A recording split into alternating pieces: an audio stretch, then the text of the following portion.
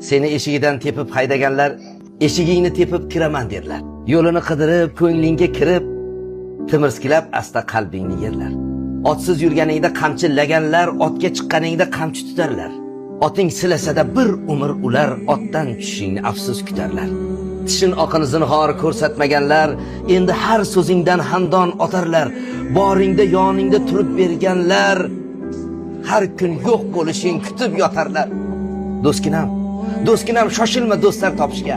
Hamroh topiladi birga chopishga.